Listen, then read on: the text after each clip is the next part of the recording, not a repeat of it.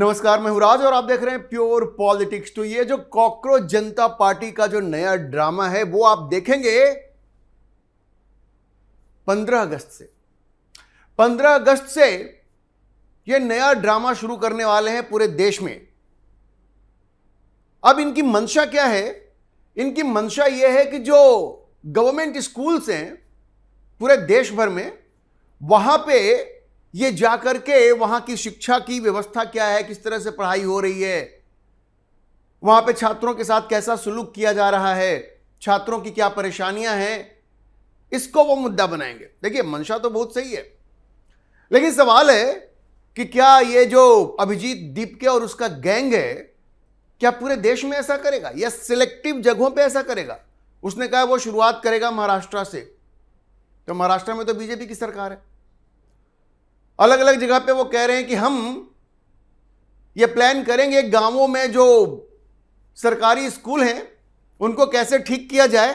लेकिन उससे पहले सवाल ये उठता है कि क्या ये कॉकरोच जनता पार्टी, जिसमें कि मूल रूप से आम आदमी पार्टी के ही यूथ विंग के लोग भरे हुए हैं, जो विदेशी एजेंसियों के पैसे पे अपना आंदोलन चला रहे हैं, क्या वो पंजाब को भी टारगेट करेंगे? पंजाब में तो आम आदमी पार्टी की सरकार है, क्या वो उसको टारगेट करेंगे?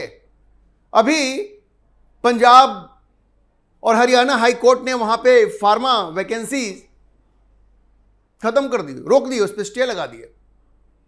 वहां पे जाके तो इन लोगों ने आंदोलन नहीं किया।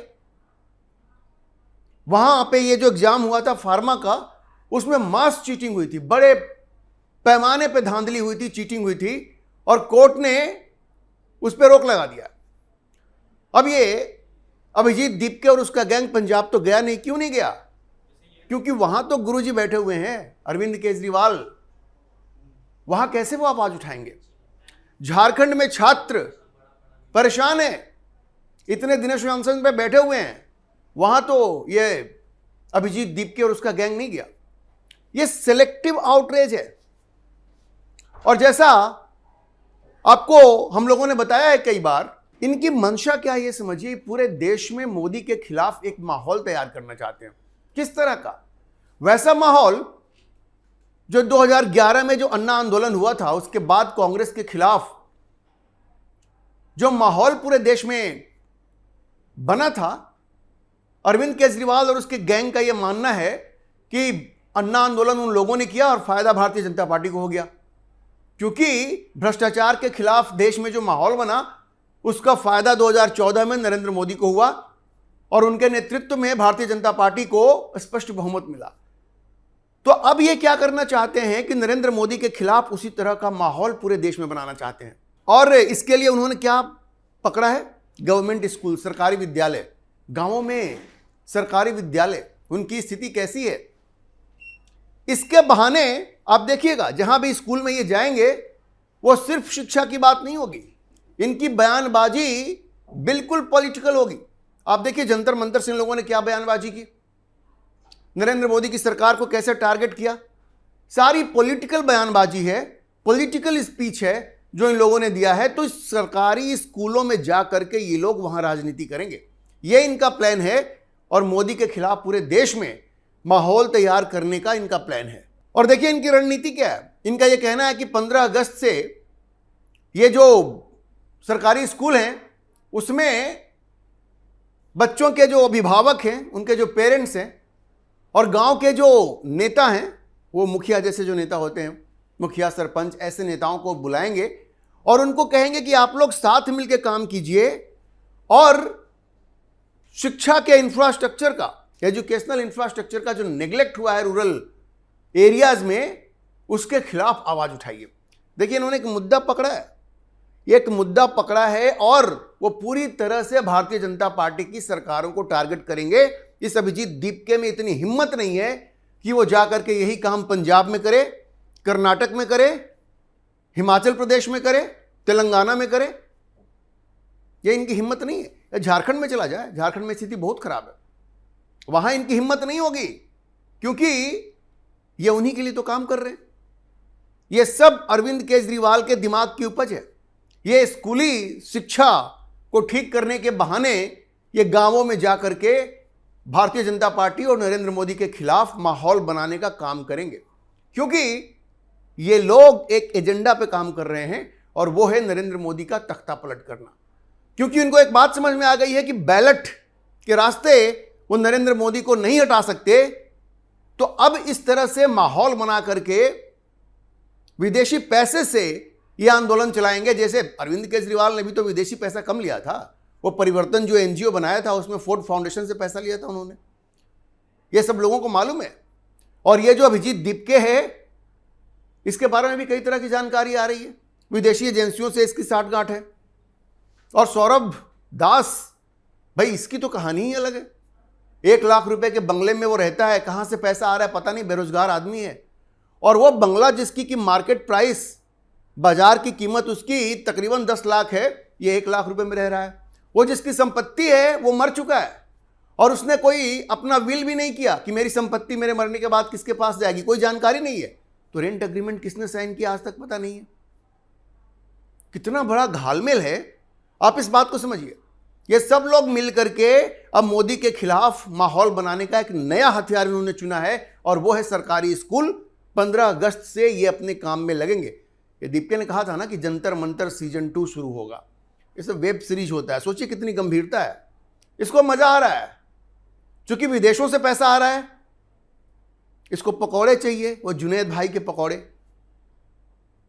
सवाल यह है कि अनशन पे कौन बैठेगा, सोनम वांगचुक तो इस बार होंगे नहीं, और अभिजीत दीपके में इतनी हिम्मत नहीं है कि वो अनशन पे बैठे। उसकी माताजी ने पिछली बार भी कहा था कि बेटा तुम अनशन पे मत बैठना, तुमको माइग्रेन हो जाता है, और इसको पकौड़े खाने का बड़ा शौक है। तो खैर देखने वाली बात होगी कि अगर ये कहीं पे आंदोलन शुरू करते हैं, स्कूलों में काम करते हैं तो ठीक है, कहीं आंदोलन शुरू कर दिया तो इस बार अनशन पे कौन बैठेगा, ये भी देखने वाली बात होगी। अब दीपके ने कहा है कि वो अपने गांव से, उसका जो गांव है हिंगोली महाराष्ट्र में, वहां से वो शुरू करेगा। वहां के गांव के जो प्रधान हैं उनके साथ मिलकर के और वहां के बच्चों के अभिभावकों से मिलकर के वो वहां पे शुरू करेगा। देखिए ये बड़ा स्पष्ट है पूरे देश में। मैंने आपको पिछले वीडियो में बताया था कि ये एक झांकी थी जंतर मंतर पे। इनका उद्देश्य नरेंद्र मोदी के खिलाफ पूरे देश में माहौल बनाना है और वही कामयाब करने जा रहे हैं। अब देखिए कितना शातिर व्यक्ति है, कहता है कि हमने नया पार्लियामेंट बनाया। ये देखिए किस तरह से पॉलिटिकल स्पीच देता है। ये कहता है कि हमने नया पार्लियामेंट बनाया, नया प्रधानमंत्री हाउस बनाया, पीएम हाउस बनाया।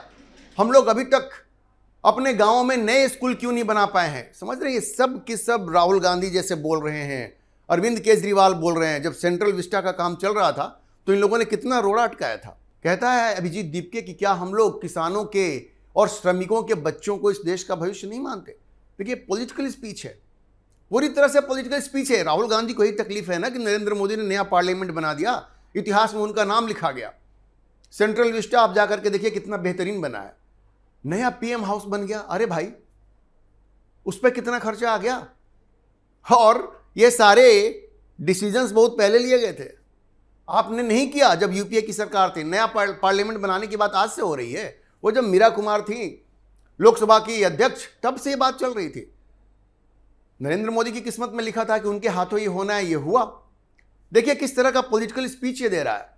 कहता है नया पीएम हाउस बना। अरे भाई अभिजीत दीपके, तुमने ये अरविंद केजरीवाल से पूछा कि शीश महल क्यों बनवाया था?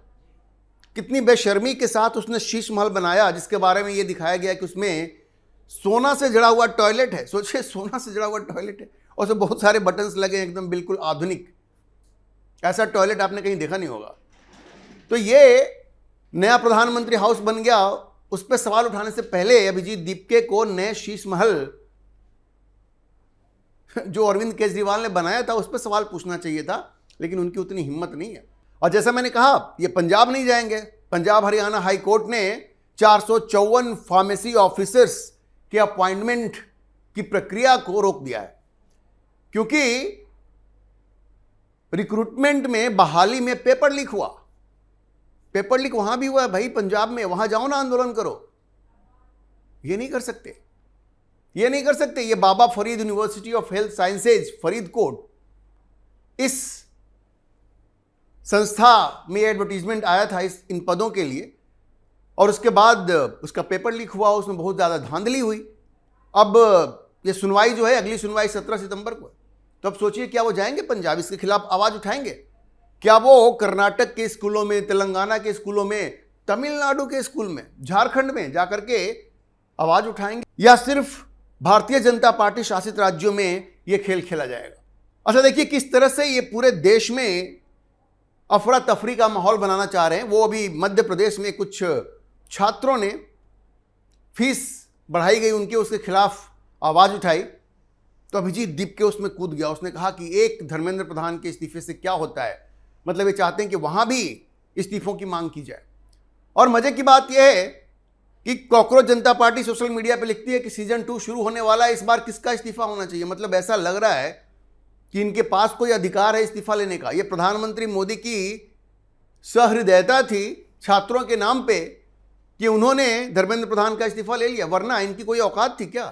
प्रधानमंत्री मोदी ने छात्रों के प्रति नरम रवैया अपनाते हुए धर्मेंद्र प्रधान से कहा कि भाई ठीक है, इस्तीफा दे दो। अब देखिए इनका मन कितना बढ़ गया, कहते हैं अगला इस्तीफा किसका होना चाहिए। अरे भाई अभिजीत दीपके, तुम्हारी कोई औकात है?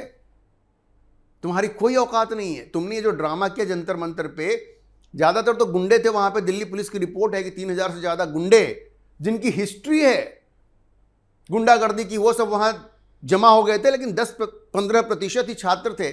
उनका ख्याल रखते हुए प्रधानमंत्री मोदी ने कोई बल प्रयोग नहीं किया और तुम्हारी मांगों को मान लिया, तो तुम्हारा मन इतना ज्यादा बढ़ गया।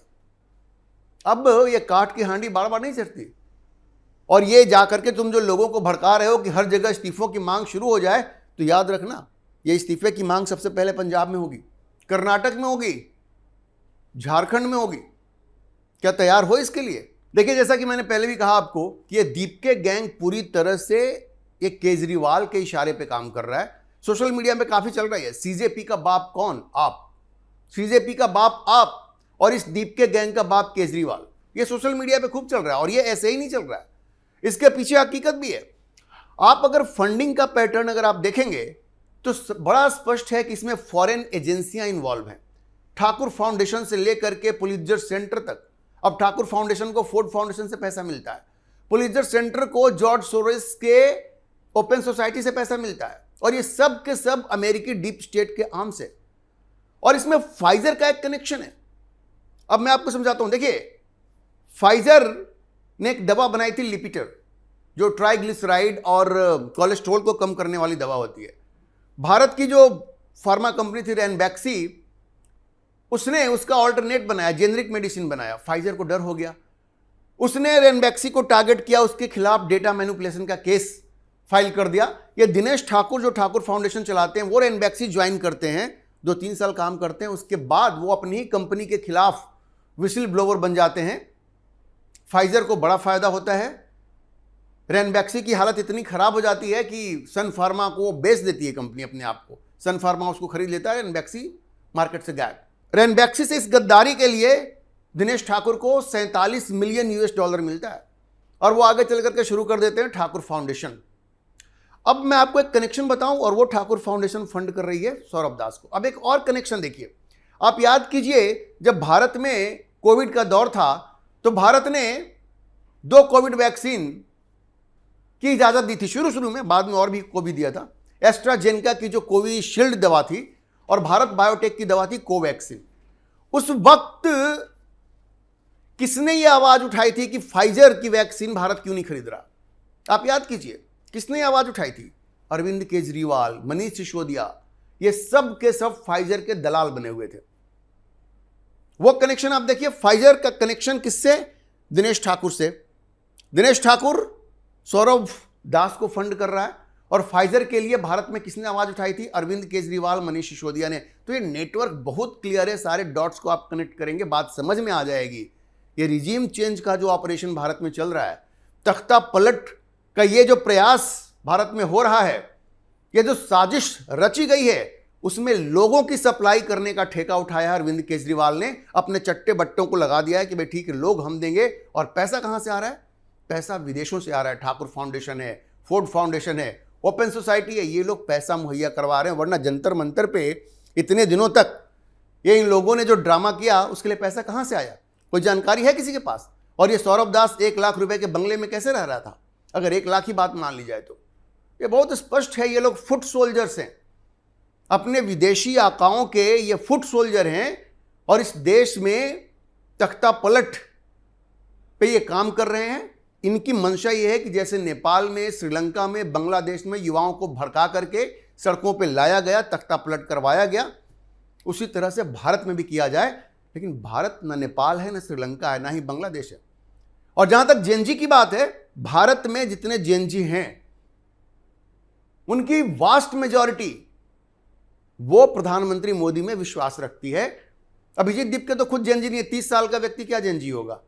30 साल का व्यक्ति वो जेएनजी नहीं है, वो तो नीट का एग्जाम भी अब नहीं दे सकता, उसकी उम्र ही नहीं है। तो ये जेएनजी को मुहरा बनाने की जो कोशिश हो रही है ये शर्मनाक है। भारत के जो जेएनजी हैं वो पूरी तरह से प्रधानमंत्री मोदी के साथ हैं। अभिजीत दीपके, तुम ये जो सरकारी स्कूलों को मुहरा बना करके यहाँ पे प्रधानमंत्री मोदी के खिलाफ, उनकी सरकार के खिलाफ जो माहौल बनाने की कोशिश करोगे 15 अगस्त से, वो अभी से फेल हो जाएगा। मैं आपको बता रहा हूं, क्योंकि देश की जनता ये अब जान चुकी है। जब तुम जंतर मंतर पे थे तब तो तुम्हारे बारे में बहुत जानकारी नहीं थी, अब तो सारी जानकारी आ गई है। तुम लोगों के जो कनेक्शन है आम आदमी पार्टी से, तुम लोग किस तरह से अरविंद केजरीवाल के इशारे पे नाच रहे हो, सब लोगों ने देख लिया। तुम लोग कैसे विदेशी एजेंसियों के साथ मिले हुए हो, और अभिजीत दीपके का बोस्टन में जो उसकी पढ़ाई हुई वो वहां गया कि नहीं गया, डिग्री है कि नहीं, उसमें बहुत सारे सवाल हैं। तो देखिए, ये 15 अगस्त से एक नई कोशिश में लगने वाले हैं, लेकिन इस बार इनकी मंशा सफल नहीं होगी। ये बुरी तरह से परास्त होंगे, क्योंकि भारत की जनता ने इनका असली चेहरा देख लिया है। इनको कोशिश करने दीजिए, इस बार इनका बढ़िया इलाज इस देश की जनता करेगी। अभी के लिए इतना ही। हम इस खबर पर नजर बनाए रखेंगे और आपको अपडेट करते रहेंगे। इस विषय पर आप क्या सोचते हैं, अपनी राय कमेंट बॉक्स में जरूर लिखें। और अगर आपको वीडियो पसंद आया हो तो आप इसे लाइक करें, शेयर करें और हमारे चैनल को सब्सक्राइब जरूर करें।